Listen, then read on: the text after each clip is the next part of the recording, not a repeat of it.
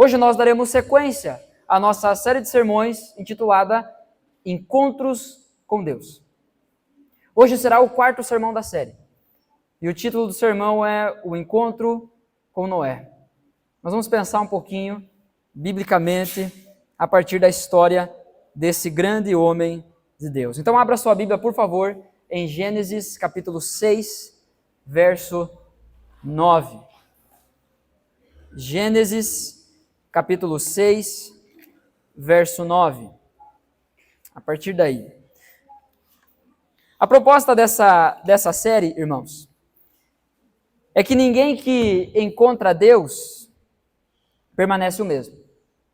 Toda vez que alguém tem um encontro verdadeiro com Deus, nunca sai do mesmo jeito. Não tem como se preservar, se manter intacto. O livro de Gênesis traz certamente algumas perguntas à nossa mente e pode causar inquietações no nosso coração. Mas o propósito de Deus, a partir do livro de Gênesis, não é apenas nos informar, tirar nossas dúvidas, nossas curiosidades. O propósito de Deus é nos transformar através da sua revelação, através da palavra que Ele inspirou, através da sua revelação escrita. No livro de Gênesis, nós vemos Deus revelando a sua santidade, vemos Deus confrontando o nosso coração e também nos enviando com um propósito para esse mundo. Ele nos criou com um propósito, certamente. Então, antes de entrarmos no texto, eu preciso perguntar a você. Você está disposto a ter um encontro verdadeiro com Deus? Porque isso muda a gente. Isso transforma a gente. Não tem como nos encontrarmos com Deus e permanecermos do mesmo jeito. Eu quero ler o texto com você, Gênesis capítulo 6, a partir do verso 9, e nós faremos a leitura até o verso 22. Acompanhe comigo, por favor, na sua Bíblia. Quem trouxe a Bíblia aí? Levanta lá para o alto. Isso é Gênesis 6, a partir do verso 9, diz assim: São estas as gerações de Noé. Noé era homem justo e íntegro entre os seus contemporâneos. Noé andava com Deus. Gerou 3 filhos, Sem, Cam e Jafé. A terra estava corrompida à vista de Deus e cheia de violência. Deus olhou para a terra e eis que estava corrompida, porque todos os seres vivos haviam corrompido o seu caminho na terra. Então Deus disse a Noé: resolvi acabar com todos os seres humanos, porque a terra está cheia de violência por causa deles. Eis que os destruirei juntamente com a terra. Faça uma arca de tábuas de cipreste. Nela você fará compartimentos e a revestirá com betume por dentro e por fora. Desse modo você a fará. Seu comprimento será de 130 metros, a largura de 22 e a altura de 13. Anotou para replicar? Verso 16. Faça uma cobertura, deixando entre ela e a arca uma abertura de 0,5 metro. Coloque uma porta lateral e faça 3 andares, um embaixo, um segundo e um terceiro. Porque vou trazer um dilúvio de águas sobre a terra para destruir todo ser em que há fôlego de vida debaixo dos céus. Tudo o que há na terra será destruído. Mas com você estabelecerei a minha aliança, e você entrará na arca, você e os seus filhos, a sua mulher e as mulheres dos seus filhos. De todos os seres vivos, você fará entrar na arca 2 de cada espécie, macho e fêmea, para conservá-los vivos com você. Das aves, segundo as suas espécies, do gado, segundo as suas espécies, de todo animal que rasteja sobre a terra, segundo as suas espécies, 2 de cada espécie virão a você, para que sejam conservados vivos. Leve com você todo tipo de comida e armazene-a com você. Isso será para alimento a você e a eles. Foi o que Noé fez, conforme tudo o que Deus lhe havia ordenado. Assim ele fez. Feche seus olhos, vamos orar mais uma vez. Senhor Deus e Pai, em nome de Jesus, nós pedimos, Senhor, Que o Teu Espírito Santo fale aos nossos corações essa noite. Por meio da Tua palavra, que é viva e eficaz. Fala conosco. Que essa noite possa ser uma noite de encontro contigo. Encontro, de fato, com quem o Senhor é. Abre os nossos ouvidos, abre os nossos corações para ouvirmos o que o Senhor tem a dizer para a gente. Essa é a minha oração, é a nossa oração, em nome do Senhor Jesus. Amém. Amém. Você já ouviu aquele ditado: me diga com quem andas e te direi quem és? Os que não são tão novos assim, já ouviram esse ditado, né? É um ditado que vem quase que impresso no conjunto da mãe, né? Avaliando as companhias dos filhos. Me diga com quem andas e te direi quem és. Existe sabedoria nisso, certamente. A Escritura nos ensina acerca disso quando Paulo instrui a igreja de Corinto dizendo: não se deixe enganar, as más companhias corrompem os bons costumes. Então é certo que as pessoas que nos cercam, as pessoas que estão ao nosso redor, elas têm muito a dizer sobre nós. O fato de frequentarmos lugares específicos, grupo de pessoas específicos, não quer dizer necessariamente que vai mudar a gente. Necessariamente. Claro que influencia.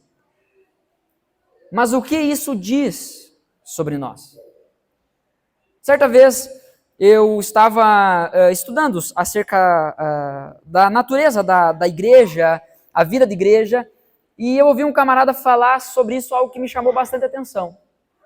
Porque muitas vezes tem pessoas que elas fazem parte de uma igreja, e por mais que elas identifiquem que essa igreja ela é ruim, que essa igreja possui uma teologia ruim, não estou falando de estilos diferentes. Eu gosto de parede preta, eu gosto de parede branca, pois aqui a gente pintou de cinza, então um pedaço, ó. Branco, marrom.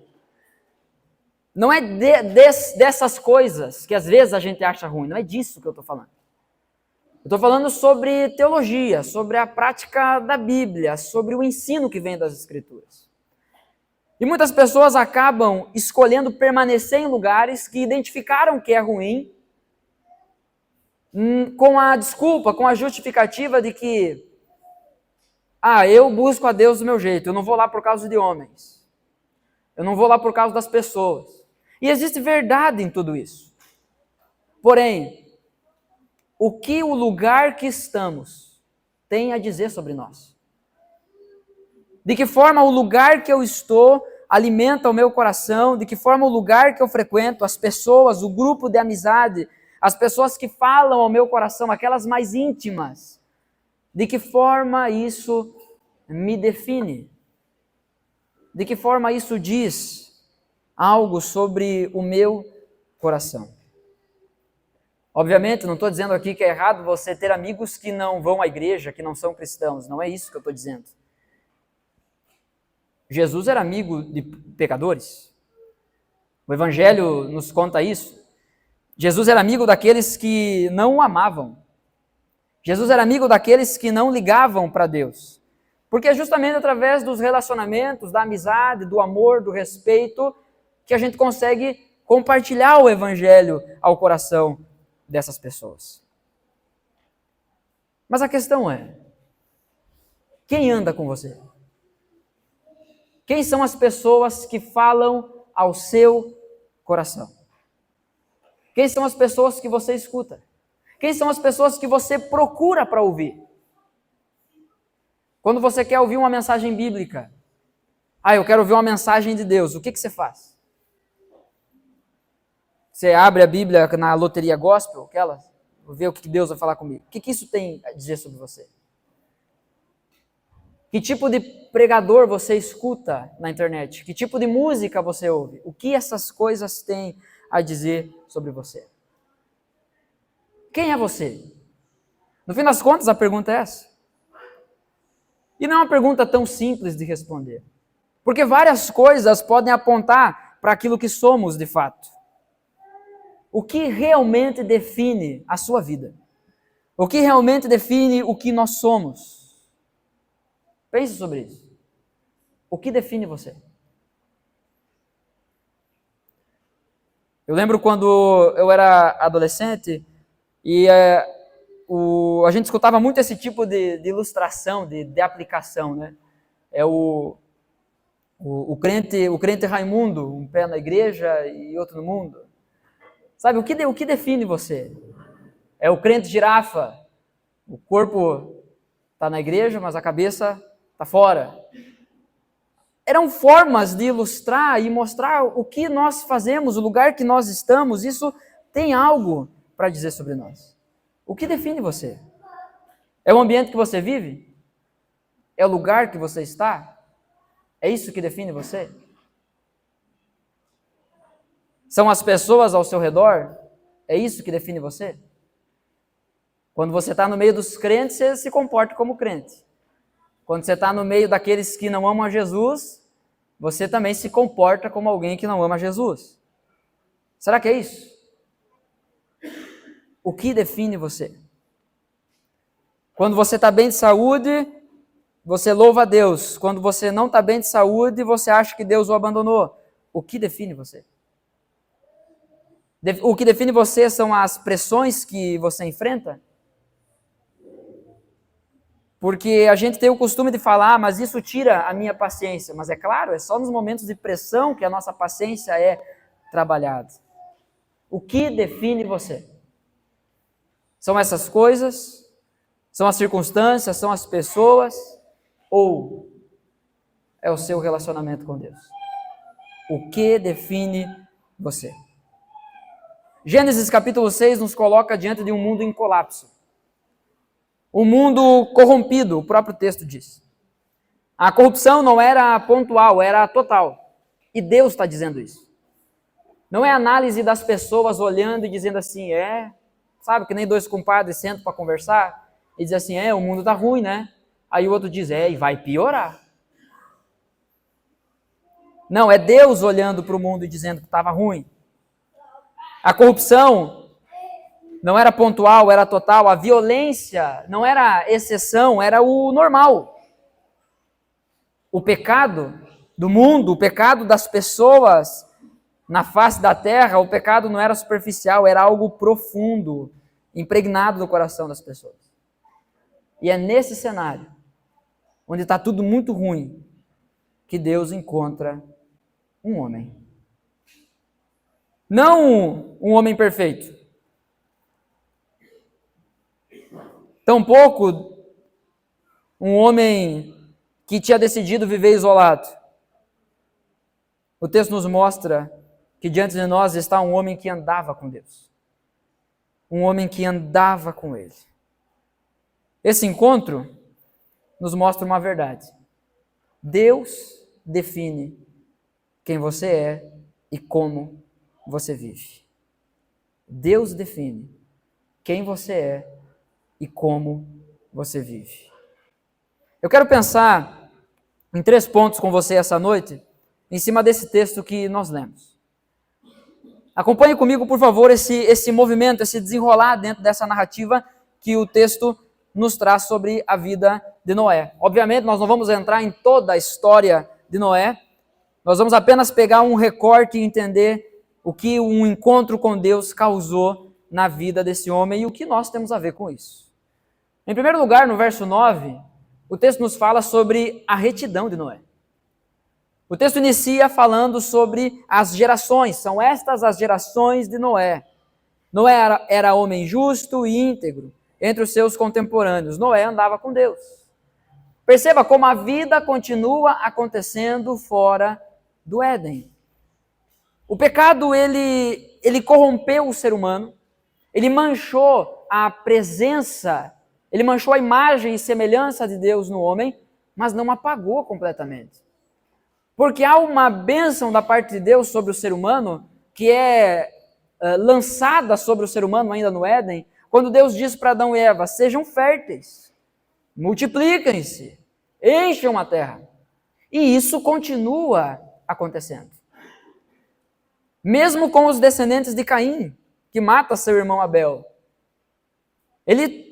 A descendência dele segue. Gênesis, portanto, no capítulo 6 aqui, segue contando a história da humanidade, a nossa história. Segue contando o desenrolar dos dias desse mundo que Deus criou. Uma geração após a outra, nós vemos isso nas genealogias, uma geração após a outra, uma vida após a outra, mas de repente algo muda. De repente algo salta aos nossos olhos. No meio de uma história comum, surge um homem diferente. O texto diz que Noé era homem justo e íntegro entre os seus contemporâneos. Perceba, antes de o texto nos dizer quem Noé era, ele nos mostra como Deus o viu, como Deus enxergava Noé, como Deus viu e encontrou Noé. O verso 8, nós lemos a partir do verso 9, mas o verso 8 diz: porém, Noé encontrou favor aos olhos do Senhor. Algumas traduções talvez vão dizer que Noé achou graça diante do Senhor, aos olhos do Senhor. Mas perceba que o cenário aqui é ruim, está tudo errado, está tudo ruim. O verso 5 do capítulo 6 diz: o Senhor viu que a maldade das pessoas havia se multiplicado na terra e que todo o desígnio do coração deles era continuamente mau. Tudo aquilo que eles decidiam, tudo aquilo que eles imaginavam, tudo aquilo que planejavam era continuamente mal. Não era um acidente. O verso 6 diz: então o Senhor ficou triste por haver feito o ser humano na terra, e isso lhe pesou o coração. Talvez na sua Bíblia você tenha a tradução escrito que Deus se arrependeu de ter formado, criado os seres humanos. Mas não é a melhor tradução, não. Porque na nossa cultura, como a gente percebe, quando se fala sobre Deus se arrepender, automaticamente a gente faz a conta e acredita então que Deus errou. Porque só pode se arrepender quem erra. O arrependimento na nossa mente tem essa ideia de algo que estava errado e agora foi por outro caminho. Mas não é a melhor tradução. A melhor tradução é essa, que Deus se entristeceu, que isso pesou no coração de Deus. Porque isso é algo que às vezes a gente esquece. Deus sente. Deus ama. Deus é uma pessoa, Ele possui a sua pessoalidade, sua personalidade. Porém, as suas emoções, aquilo que Deus sente, não define quem Ele é. Não muda o que Ele determinou. Não afeta a sua vontade. Não é que nem a gente. E quando a gente está feliz, a gente faz algumas coisas. Quando a gente está triste, a gente faz outras coisas. Tem gente que quando está muito feliz pensa, vamos fazer um churrasco para comemorar, porque a gente merece comer. Tem gente que quando está triste diz, quer saber também? Vou fazer um churrasco porque, olha, eu mereço, vamos comer.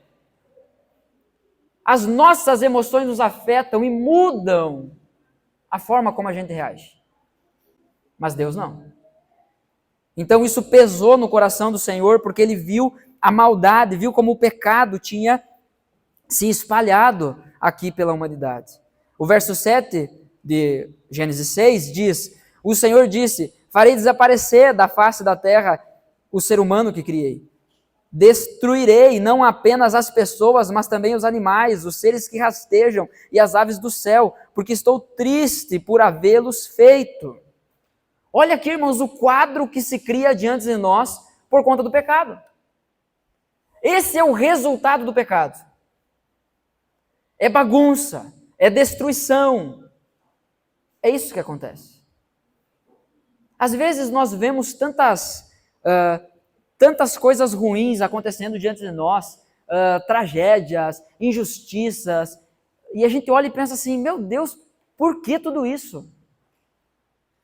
Por que aquilo que enxergamos diante dos nossos olhos é tão feio? Por que a realidade é tão feia?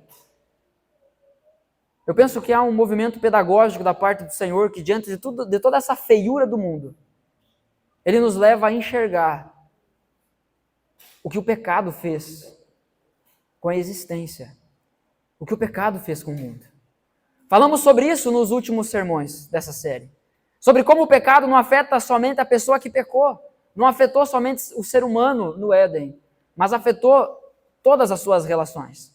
A relação com Deus, a relação consigo, a relação com o próximo e a relação também com a criação.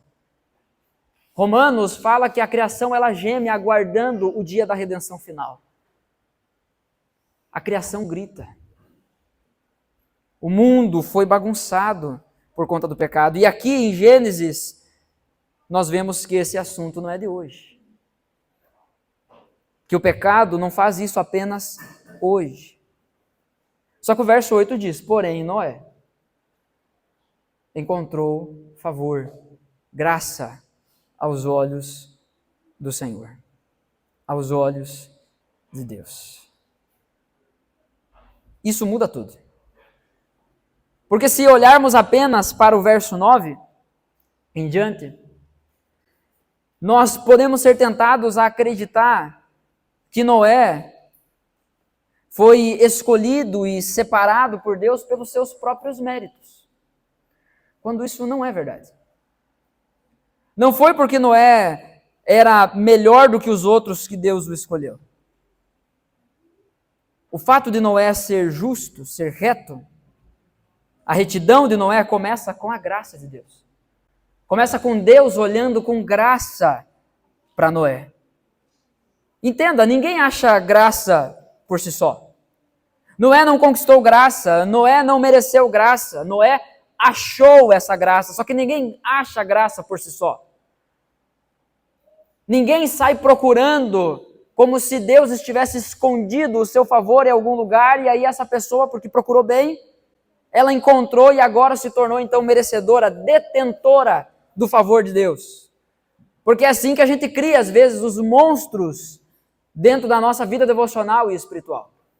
A gente começa a montar um ritual.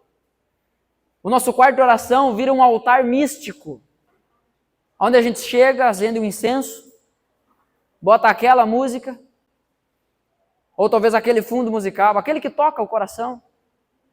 Sempre a mesma música, sempre o mesmo fundo musical. A última vez que Deus falou comigo, eu estava de joelho nos pés da cama. Então agora é só nos pés da cama que eu vou orar.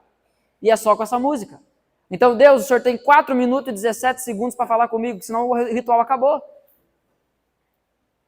O Senhor tem 5 minutos para falar comigo, porque eu não tenho o Pro aqui. Vai entrar um anúncio. E aí vai atrapalhar todo o meu ritual. Porque às vezes a gente acredita que no nosso esforço, no nosso mérito, mapeando quem Deus é, a gente vai se tornar detentor disso. A gente vai conquistar a graça de Deus. Obviamente eu não estou falando contra a disciplina espiritual da busca por Deus. O próprio Jesus nos ensina para a gente ir para o quarto em secreto, para a gente buscar, bater, pedir, a porta vai ser aberta, será nos dado. Eu não estou falando contra isso. Eu estou falando quando a gente deixa o negócio mecânico.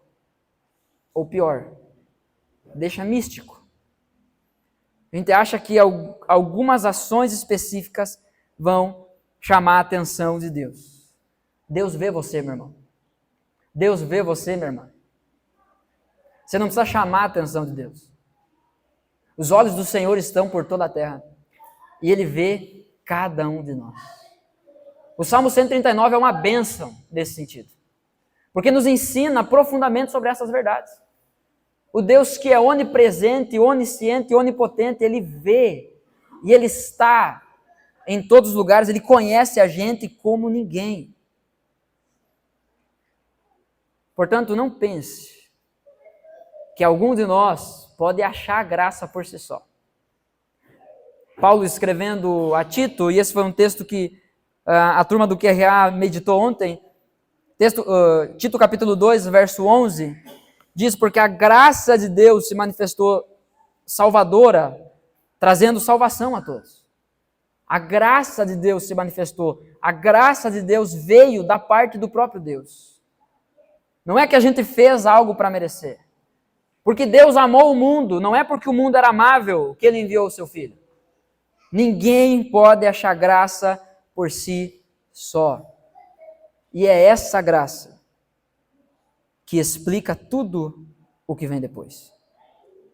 que explica, que fundamenta a história, o andar de Noé. Noé era justo, íntegro e andava com Deus. Mas isso não é a causa da graça, é o resultado da graça. Deus olhou com graça, derramou graça sobre Noé. No meio de uma geração corrompida, no meio de um mundo corrupto, entregue ao pecado, à violência, Deus separou um homem e olhou com graça para esse homem. Noé achou graça porque Deus manifestou essa graça a Noé. Andar com Deus não é perfeição, não é superioridade, é relacionamento. Porque a gente olha para a história de Noé e pensa, eu não sou Noé. Eu não consigo fazer igual Noé. Eu não sou perfeito igual Noé. Se você conhece a história de Noé, isso fica claro, que a última coisa que ele é perfeito. Porque depois de tudo o que passou, tudo o que viveu, Deus fez um verdadeiro reset, né? Ele recomeçou a história, o mundo. Depois disso, Noé, estou feliz. Vou plantar uma vinha e depois vou me embebedar. E aí a gente já vê de novo, no meio da família de Noé, o pecado mais uma vez se espalhando. Porque isso não é apenas algo superficial, circunstancial, isso é algo do coração. Mas o texto diz que Noé andava com Deus. E isso é consequência dessa graça, é resultado dessa graça. Eu pergunto a você, você anda com Deus? Você anda com Deus? Talvez a sua resposta poderia ser, eu podia andar mais. Você corre com Deus? Você trabalha com Deus? Você descansa com Deus? Você tem vivido a sua vida com Deus? É sobre relacionamento. Andar com Deus é viver na presença dEle. É não criar a ilusão de que Deus está preso a alguns lugares. Eu vou no culto, porque lá no culto Deus está. Agora eu vou fechar os meus olhos para orar, porque agora Deus vai me ouvir. Não. Andar com Deus é viver na presença dEle. É alinhar a vida com Ele. É caminhar com Ele todos os dias. Não existe dia de folga no relacionamento com Deus. Não existe tempo de férias no relacionamento com Deus. Caso contrário, você sempre perceberá o seu coração com esse vazio, com esse buraco. Falta algo. Agora, essa disciplina de andar com Deus, ela não surge do nada. Não é uma coisa que brota. Perceba, se você voltar um pouquinho na história de Gênesis, você vai perceber que existem dois caminhos sendo construídos. De um lado, nós temos os descendentes de Caim. O Caim, o irmão que matou o irmão, né? Que matou Abel. De um lado, os descendentes de Caim, que se afastou da presença do Senhor. O texto diz isso, na história de Caim. Ele peca, Deus o confronta e ele se afasta da presença do Senhor.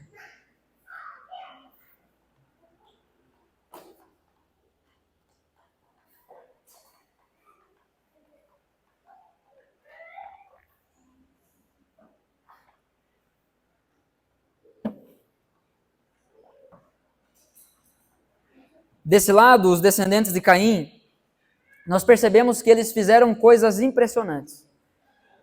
Eles construíram cidades, desenvolveram instrumentos e avançaram até culturalmente. Havia progresso, havia produção, havia realização, só não há nenhuma menção sobre a presença de Deus. Não há nenhuma menção sobre alguém andando com Deus. Do outro lado, nós temos os descendentes de Sete. Caim mata Abel. O texto de Gênesis nos diz que Adão tem outro filho, então, com Eva, e nasce Sete. E a Bíblia destaca que quando o filho de Sete nasce, começou-se a invocar o nome do Senhor. Em Gênesis capítulo 4, verso 26. Nos descendentes de Sete, a Bíblia não destaca grandes feitos.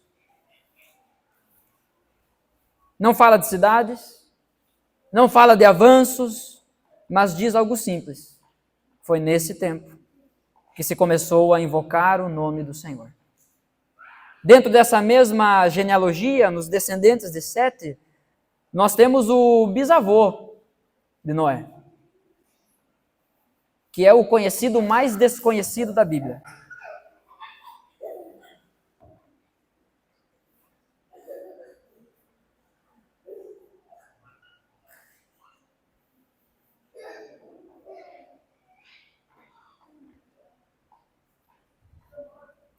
Enoque, em Gênesis capítulo 5, verso 22, a parte A diz que Enoque andou com Deus. E aí logo depois Deus o recolheu. É o conhecido mais desconhecido da Bíblia. E isso nós encontramos dentro da genealogia de Sete. Agora temos aqui diante de nós o bisneto de Enoque. Noé andava com Deus. Uma linhagem, a linhagem de Caim, produziu coisas. E a outra cultivou relacionamento. Enquanto uma estava correndo atrás de avanço, de produção, a outra, não que não tinha isso, mas o texto traz que andou com Deus. Isso não é produzido por acidente. A cultura de andar com Deus não é produzida por acidente. O Júnior mencionou um texto aqui: uma geração contará a outra sobre os feitos do Senhor. Se nós não ensinarmos os nossos filhos sobre os valores de Deus, se nós não andarmos com Deus, não podemos cobrar de Deus depois que os nossos filhos vão andar. Não tem como querermos que os nossos filhos leiam a Bíblia se a gente não lê. Aí depois o filho cresce e a gente diz assim: mas ia sempre na igreja. Sim, que nem tu. Só vinha. Esse é o ponto. Isso não é um acidente. É construído, é trabalhado, é cultivado no coração das pessoas. Talvez você tenha a bênção de vir de uma família cristã, onde em algum momento Deus olhou com graça para um membro da sua família e essa graça tenha atravessado gerações. Mas talvez não é a sua realidade. Talvez você é o primeiro que encontrou graça aos olhos do Senhor, que tem lutado para viver reto e justo diante de Deus no meio de uma geração corrompida. E por mais que possa parecer difícil, ou melhor, por mais que seja difícil, não parece, é difícil. É a graça de Deus que vai nos capacitar e vai valer a pena. Muito antes da Joana nascer, eu sonho com o batismo dela.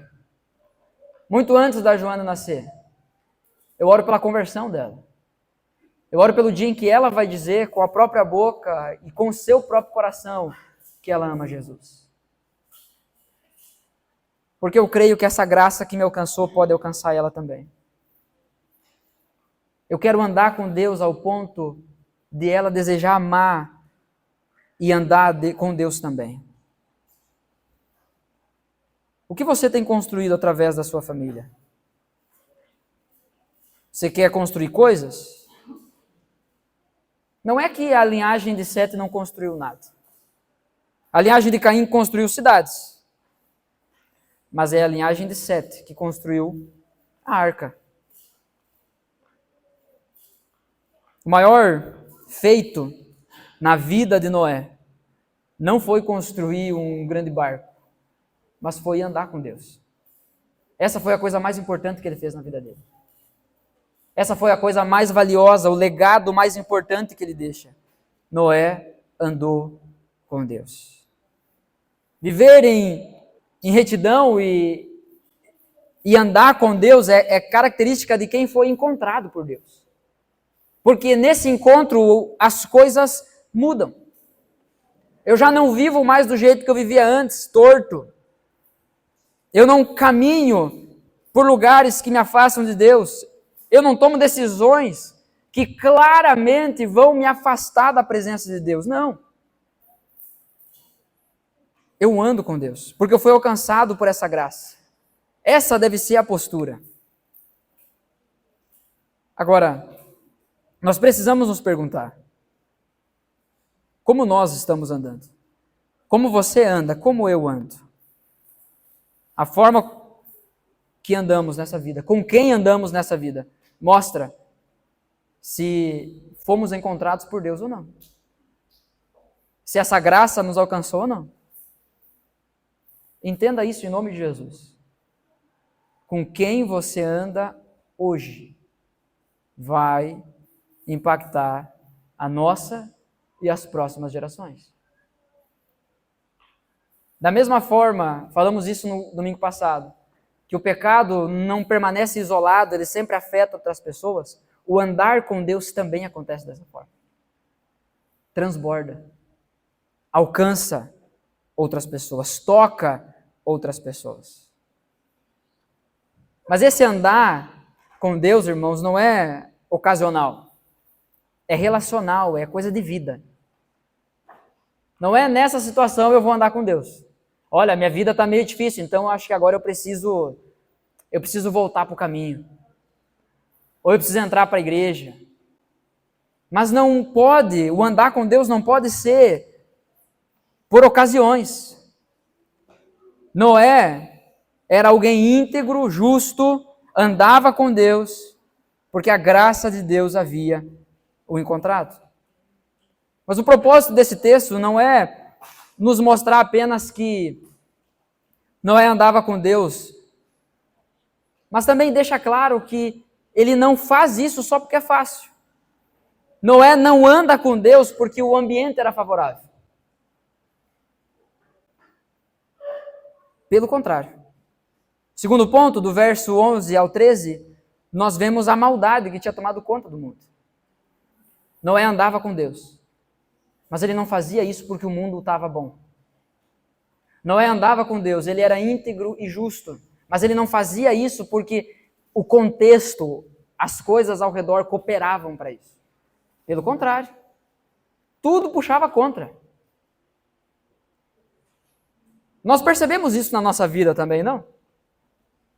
Conselhos furados, encorajamentos errados, pessoas dizendo, vai, faz, não dá nada, é a última vez. Não, Deus te entende. Ah, mas a igreja te proíbe isso? A igreja não te proíbe nada, irmão. A Bíblia, por outro lado, ela diz umas quantas coisas que a gente não deve fazer. Se amamos a Jesus, se a graça nos encontrou, o andar não vai mais ser do mesmo jeito. Do verso 11 ao verso 13 diz, a terra estava corrompida à vista de Deus. Atente para isso, por favor. Se você não sublinhou isso na sua Bíblia, sublinhe, mas enxergue isso. Esse não é a opinião de uma pessoa. Não é a opinião de alguém que estudou o mundo, estudou a sociedade. Não. Agora o foco se amplia, saímos do homem Noé e olhamos para toda a humanidade. E o diagnóstico de Deus sobre a humanidade é claro. Corrompida. Como diz um irmão, tá ruim. Deus olhou para a humanidade e disse, tá ruim. Todos os seres humanos haviam corrompido o seu caminho na terra. É isso que diz o texto. Não sobrou um. Provavelmente a situação estava bem pior dos dias que nós nos encontramos. Perceba como esse não é um problema aparente e superficial, é um problema do coração, porque todos os caminhos foram corrompidos. Ninguém fazia nada que agradasse a Deus. Relacionamentos, valores, tudo foi corrompido, porque o próprio viver foi corrompido. O que nós temos que ter em mente, irmãos, dessa situação aqui, que Noé vivia, não é tipo aqueles filmes de fim de mundo, de Apocalipse, que está todo mundo entrando nas lojas, quebrando, ou desastres naturais, sabe? Todo mundo saqueando o mercado, saqueando farmácia e roubando um do outro. Não é necessariamente isso, não. Porque isso é errado para todo mundo. Isso é errado diante dos olhos de qualquer pessoa. O ponto aqui é que o mundo estava errado, estava mal diante dos olhos de Deus. O próprio viver foi corrompido. O jeito de levar a vida foi corrompido. Então é claro que os valores da sociedade, os relacionamentos que vivem entre si, claro que isso seria corrompido também. Mas não é só sobre aquilo que é aparente. Deus está falando, o diagnóstico aqui se refere ao coração. Todos os caminhos foram corrompidos. Aquilo que ninguém via, aquilo que ninguém enxergava, os pecados planejados no secreto do coração, tudo era visto por Deus, porque tudo acontece diante de Deus. Nada está escondido. Deus vê, Deus conhece, Deus avalia, Deus dá o diagnóstico. Tá ruim. O contraste fica evidente aqui, diante de nós. Enquanto um homem anda com Deus, o mundo inteiro se afasta de Deus. E quando o homem se afasta de Deus, ele não apenas se perde, mas ele corrompe tudo ao seu redor. Você pega alguém da sua família que tem escolhido caminhos errados. Isso tem ou não tem afetado toda a família? De uma forma ou outra, isso arrasta ou não arrasta outras pessoas junto. Quando alguém se afasta de Deus, sempre leva outras pessoas, sempre afeta outras pessoas. Nós vemos uma crescente aqui diante de nós. Em Gênesis 3, o pecado entra. Nós vemos o primeiro casal, Adão e Eva, caindo. Em Gênesis 4, o pecado se espalha. Nós vemos agora um irmão matando outro irmão. Agora, em Gênesis 6, o pecado domina. O pecado dominou toda a terra. A boa notícia, irmãos, é que Deus não fica inerte. Ele não fica parado. O texto nos diz, então Deus disse a Noé. Deus fala. E Noé é um homem que ouve Deus. O que Deus tem falado nesses dias? O que Deus tem falado nesse tempo? Talvez você olhe para a história de Noé e vê todo mundo corrompido, você olha ao seu redor e você é tentado a pensar da mesma forma. Está ruim. Está ruim, está todo mundo fazendo tudo errado. Parece que só eu estou tentando fazer o certo. Mas e o que Deus está dizendo no meio disso? Porque Deus não fica parado diante das coisas erradas. O juízo de Deus é inevitável. Ele diz, eu vou acabar com tudo isso. Deus não ignora o pecado, Ele não relativiza o mal. Ele não diz assim, não, aquilo lá, o fulano fez isso por causa dessa situação, vamos entender. Não. O problema não é só comportamento, o problema é o coração. Deus vai executar esse juízo. Mas antes disso, antes de executar o juízo, Deus fala, Deus alerta e Deus confronta. No meio do juízo, da destruição, Deus sempre aponta um caminho.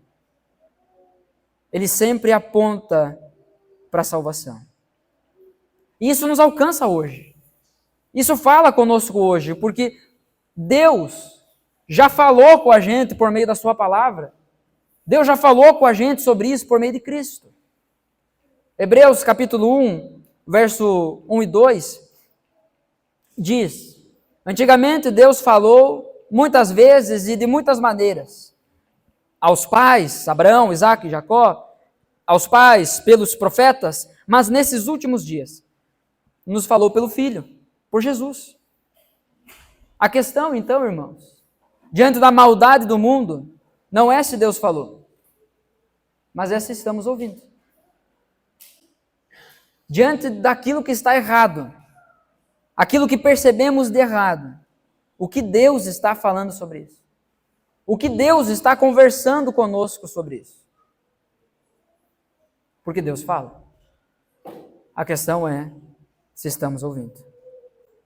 E quando Deus fala, sempre haverá uma resposta.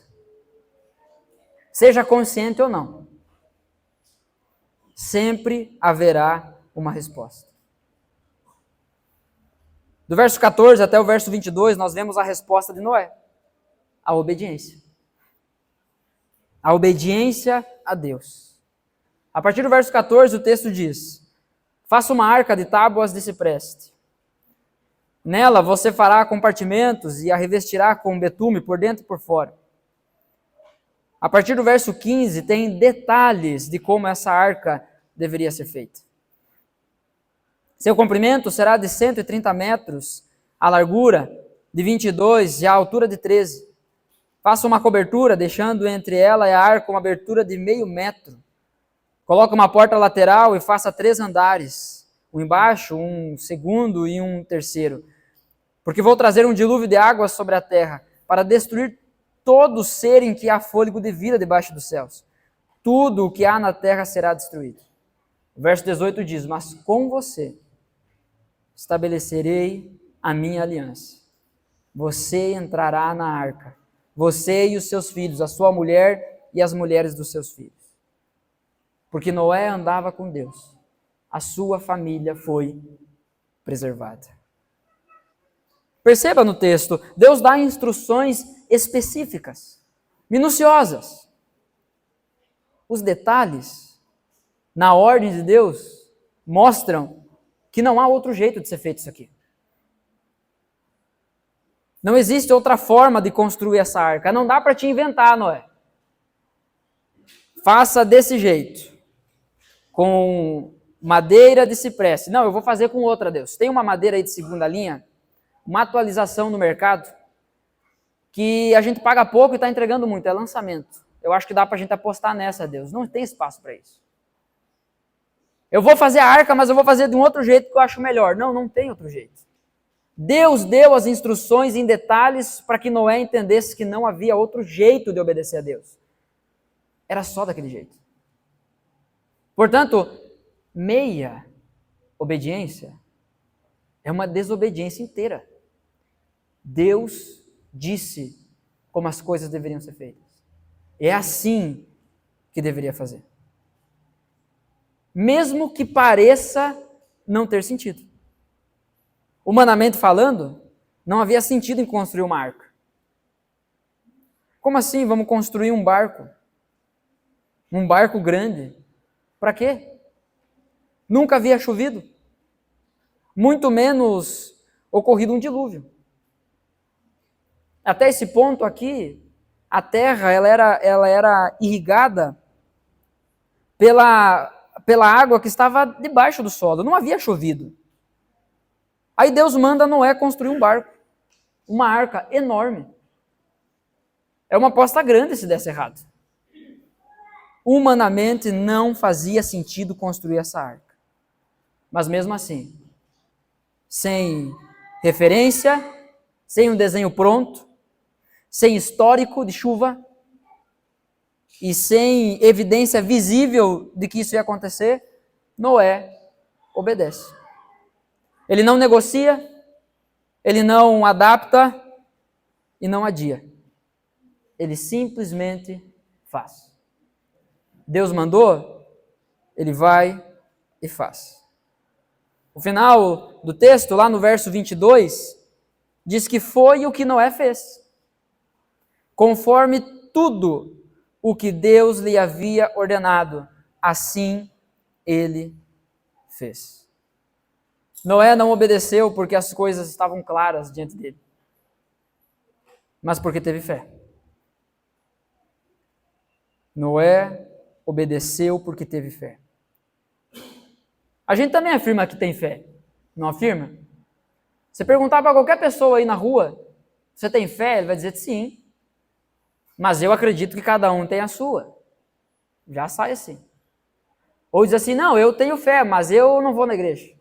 Eu estou desviado, eu estou afastado. Todo mundo tem fé. Até mesmo aqueles que afirmam não ter fé, também possuem fé em alguma coisa. Talvez não numa divindade, mas talvez fé no seu próprio braço, fé no fruto do seu próprio trabalho, fé nas suas próprias conquistas, fé de que o universo vai conspirar ao seu favor, fé na confissão positiva. Se você ficar ali, se você subir na balança e ficar pensando assim, menos 10 quilos, menos 10 quilos, menos 10 quilos, quando você abrir os olhos, o que vai acontecer? Você só vai estar rouco de tanto ficar falando isso, que não vai acontecer nada. Fé não é isso. Fé não é sobre acreditar simplesmente. Fé não é o que você sente, nem o que você diz. Fé é o que você faz em resposta ao que Deus disse. Deus disse. Como eu respondo a isso? Aí está a minha fé. Mas eu sinto no meu coração, pouco importa o que você sente no seu coração, se não está alinhado com o que Deus disse. Mas eu acho que cada um vive do seu jeito, mas a Bíblia não diz isso. Você não é o centro do universo. Deus é. O universo todo habita em Deus e não em você. Fé não é o que a gente sente. Fé não é o que a gente diz. Fé não é o que a gente, de punho cerrado, acredita simplesmente. Fé é o que a gente faz em resposta ao que Deus disse. Noé andava com Deus, ouviu Deus e por isso obedeceu. São coisas que andam juntas. Se a gente fizer o caminho contrário, a gente vai perceber que é impossível tirar uma dessas coisas. É impossível obedecer a Deus do jeito que Deus quer sem ouvi-lo. Como é que você sabe que você está fazendo do jeito que Deus quer? Se você não o ouve. Mas como você irá ouvi-lo se você não anda com Ele? O problema é que a gente quer chegar na pressa. A gente faz ali uma oração de 2 minutos, antes de um momento muito importante da nossa vida, a gente diz: Deus, por favor, me ajuda. E nem explica, nem fala, nem para conversar com Deus sobre isso. E quer ouvir Deus. Ouve a Deus quem anda com Deus.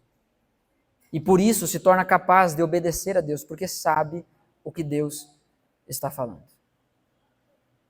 É isso que nós percebemos na história de Noé. Nós vemos o movimento do texto. A retidão de um homem, no meio de um mundo completamente mau, nós vemos ele andando em obediência a Deus, mesmo que fosse loucura. Certa vez eu li a seguinte frase: Noé era um louco até que choveu. Que daí a loucura passou. Todo mundo olhava para ele e dizia: tu é louco? Chover? Barco? Só que aí choveu. E não parou mais de chover. Noé provavelmente enfrentou conflitos, tentações. O texto não nos diz isso. Mas ele era humano, ele não era um super-homem. Ele dependia da graça de Deus o sustentando. Ou você acha que durante todo esse processo de construção da arca, que não foi do dia para a noite, não é um barquinho de papel, você rasga uma folha, dobra e bota na água. É uma arca. Para botar um monte de animal. Para a família dele. Para estocar comida. Você acha que isso foi rápido? Você acha que isso não foi cansativo? Que não deu calo nas mãos de Noé? Que ele não cansou? Que ele não perdeu o sono? Que ele não teve que lidar com pressões na cabeça dele, as pessoas dizendo: tu é louco, o que tu está fazendo? Vamos viver, vamos aproveitar a vida, tu está perdendo anos da tua história, construindo uma coisa, está ouvindo vozes, não é? Tu é louco, não é? Está ouvindo vozes, quem que te mandou fazer isso? Até que choveu. E quando choveu, o texto nos diz que Deus faz com que os animais comecem a ir até Noé, para entrar na arca. Noé não teve que ir correndo atrás dos bichos. Imagina a cena. Porque uma coisa é tu tá parado e chega um cachorro perto de ti. Outra coisa é tu tá parado ali, chega um cachorro, chega um leão, chega uma zebra. Começa a vir todos os animais. E tudo querendo embocar na arca que tu fez. Eu fico imaginando Noé olhando para aquilo e pensando, meu Deus, como é que isso é possível? Mas se tem uma coisa que certamente não passou na cabeça de Noé foi, eu acho que não valeu a pena. Talvez ele olhou para as mãos, com calo, machucado, cansado, bem mais idoso e judiado do que quando ouviu a voz de Deus com a instrução de construir a arca. Mas certamente ele não pensou que não tinha valido a pena. Hebreus nos fala que Noé, em Hebreus 11, que Noé se tornou um instrumento, um pregador, uma voz da justiça. Alguém que andou de uma forma que agradava a Deus. Então a pergunta é, você tem escutado a voz de Deus? Você tem obedecido a Deus? O que Deus tem conversado com você quando Ele encontra você? Você tem se encontrado com Deus? Diante disso, portanto, para ouvir e praticar. Com quem você tem andado? Quem são aqueles que estão próximos ao teu coração? Comendo, bebendo, construindo, seguindo a vida. Quem tem andado com você? Nos dias de Noé, as pessoas continuaram vivendo normalmente, até que o juízo chegou. Em Mateus capítulo 24, do verso 36 ao 39, que é o sermão escatológico de Jesus, o sermão que Jesus fala sobre as últimas coisas. Mas a respeito daquele dia, diz Jesus, a respeito daquele dia e hora, ninguém sabe, nem os anjos dos céus, nem o Filho, senão o Pai. Pois assim como foi nos dias de Noé, assim será também a vinda do Filho do Homem. Pois assim como nos dias anteriores ao dilúvio, comiam e bebiam, casavam e davam-se em casamento, até o dia em que Noé entrou na arca. Perceba, comer é pecado? Não, porém depende. Beber é pecado? Não, porém depende. O que você está bebendo? Casavam? Casar é pecado? Dar-se em casamento é pecado?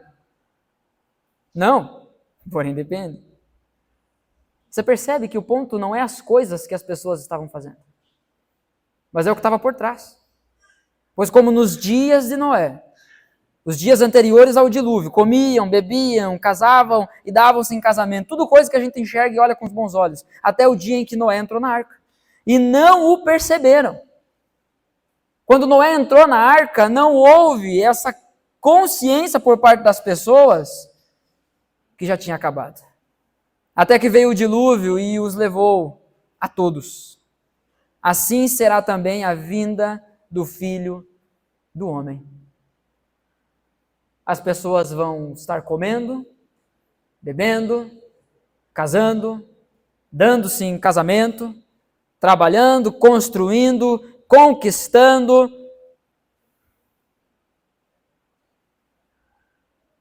E aí Jesus volta.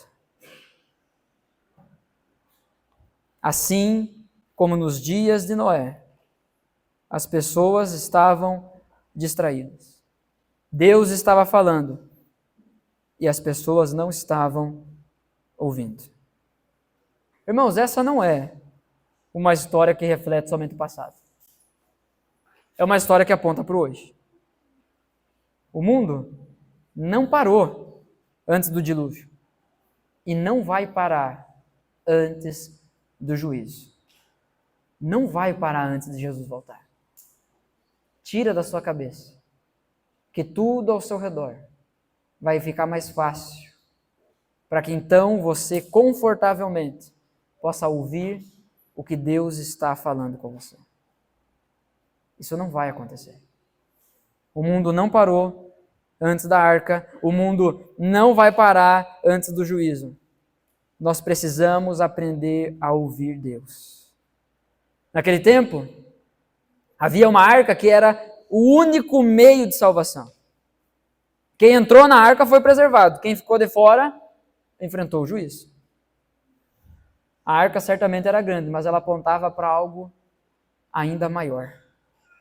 Hoje, o meio de salvação não é uma arca de madeira, mas é uma pessoa que foi ao madeiro. Jesus Cristo. Ele é a nossa salvação. Naquela época não existia salvação fora da arca e não existe salvação hoje fora de Cristo. Você conhece a história, mas como você responde a ela? Você vai entrar ou não? Você vai andar com Deus? Você vai ouvir a Deus? Você vai obedecer a Deus ou não? Deus falou, Noé ouviu e obedeceu, enquanto o mundo inteiro ignorou. A boa notícia, irmãos, é que Deus continua falando, e agora de forma ainda mais clara, por meio de Cristo, por meio da Bíblia, por meio da igreja, Deus continua falando. Deus continua falando. Não tem como continuarmos colocando a desculpa nas circunstâncias, que está difícil. Eu queria ser um crente bom, mas eu queria ter a vida que nem tu, porque daí é fácil. Porque às vezes a gente tem isso, né? A gente olha para a vida do outro e pensa, é fácil louvar a Deus com essa conta bancária, é fácil louvar a Deus com essa saúde, é fácil louvar a Deus com esse cabelo, é fácil louvar a Deus com essa barriga, ou sem ela, se for o caso. É fácil louvar a Deus quando tudo na tua vida dá certo. Nós não escolhemos o mundo que vivemos. Você não escolhe o mundo que você vive, mas você precisa decidir se vai andar com Deus, se vai ouvir a sua voz e se vai obedecer ao que Ele disse. Você precisa tomar essa decisão. A porta da arca está aberta, mas logo vem o juízo e ela vai fechar.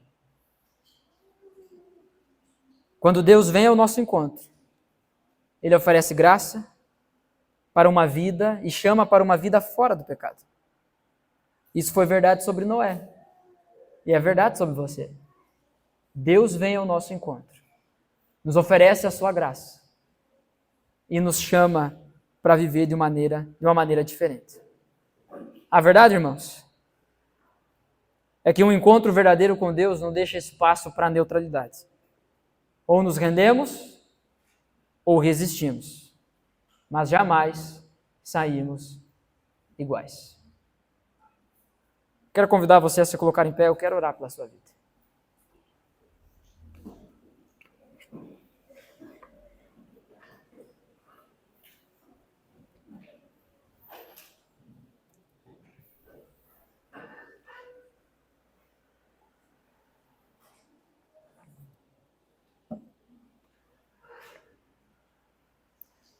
Se você se sentir à vontade para isso, feche seus olhos. Se você está com uma criança, fecha só um. Cuida do seu.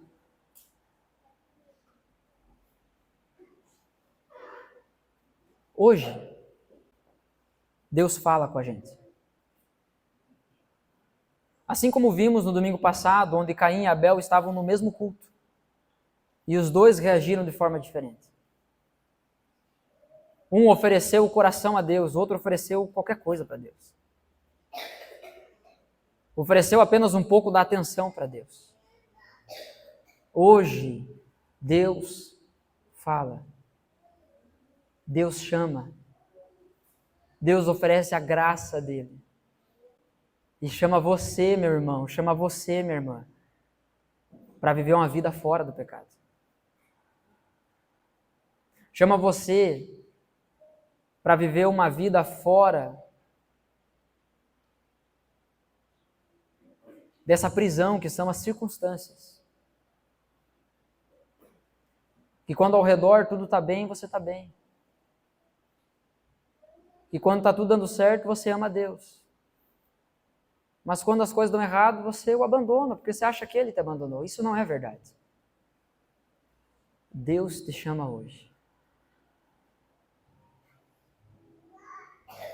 Ele enxerga você no meio da multidão.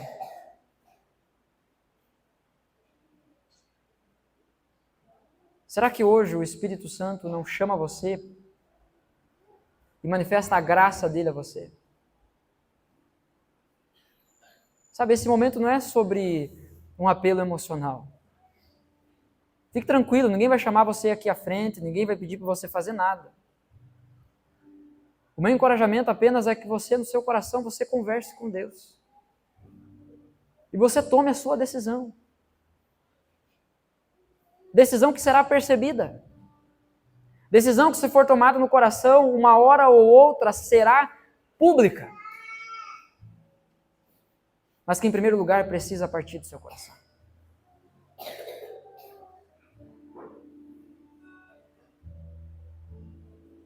Será que Deus não manifesta a sua graça hoje na sua vida? E te chama para viver a partir disso?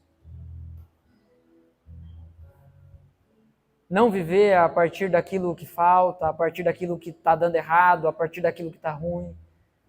A partir do que os outros fazem, não, mas a partir daquilo que Ele fez. A partir da salvação dEle. Eu não sei se você já foi a Cristo.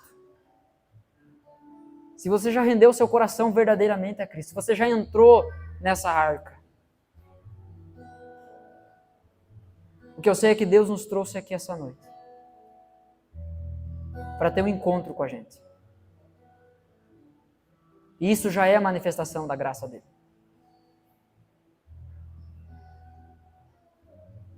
A pergunta é, você vai entrar ou não? Você vem ou não?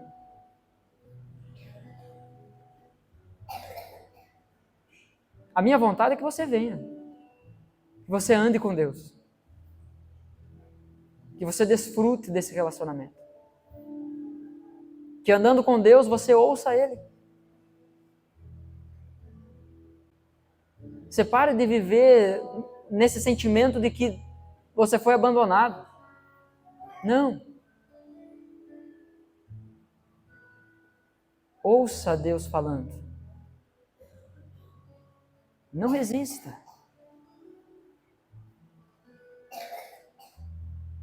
As coisas ao redor não são favoráveis, como não foram para Noé. Mas ouça a Deus. Ande com Ele. E o obedeça.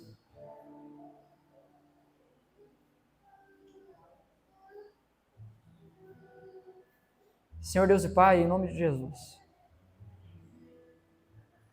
eu quero te agradecer.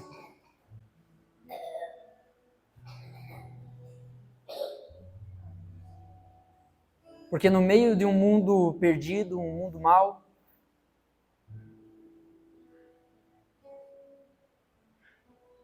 eu achei a graça do Senhor. Muitos aqui encontraram a graça do Senhor. Mas não porque estavam procurando bem. Não porque eu procurei bem. Mas porque a graça de Deus se manifestou a Salvadora. E essa é a nossa maior bênção. Obrigado, Senhor. Que o nosso coração se alegre. Que o nosso coração sorria. Porque o Senhor nos chamou. Porque hoje o Senhor continua nos chamando. O Senhor continua nutrindo em nós esse relacionamento. O Senhor continua nos chamando para andar contigo. Não é como se olhássemos para o lado e te enxergássemos distante. Não, o Senhor está aqui, bem perto.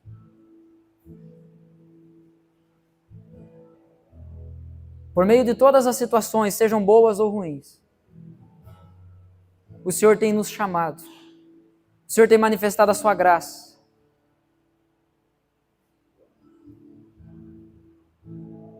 Nos ensina, Senhor, a ouvir a tua voz. Enquanto andamos contigo, enquanto caminhamos contigo, nos ajuda a ouvir a tua voz, a aprender a discernir o movimento do Senhor em nossas vidas.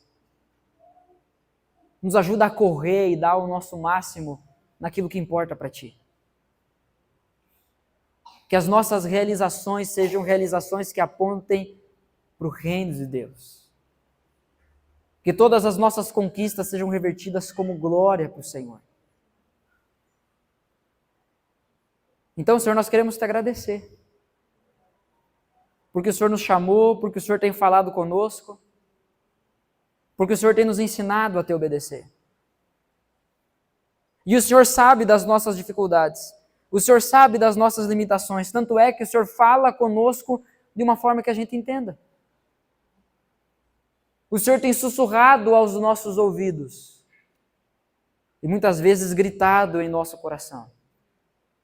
E o Senhor tem feito isso de uma forma que a gente entende.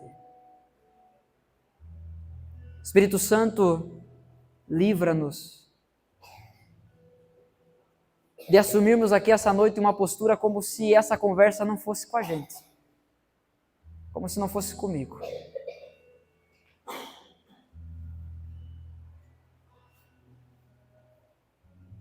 Nos ajuda a enxergar em todas as situações os teus movimentos, o que o Senhor está nos falando, para que possamos te obedecer.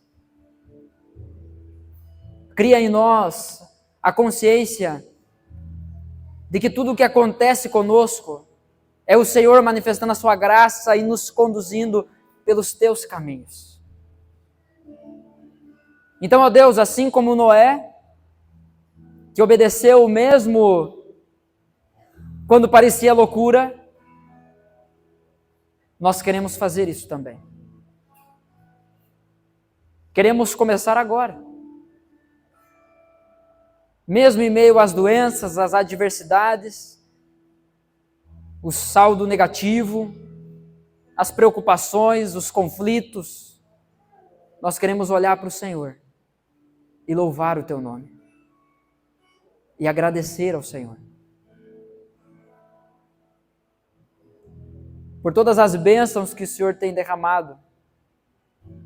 Nós queremos louvar o Senhor. Que o nosso coração cante a Ti em todo o tempo. Que diante daquilo que esmaga todo mundo, a nossa postura seja: eu bendirei ao Senhor. Eu cantarei louvores ao Senhor.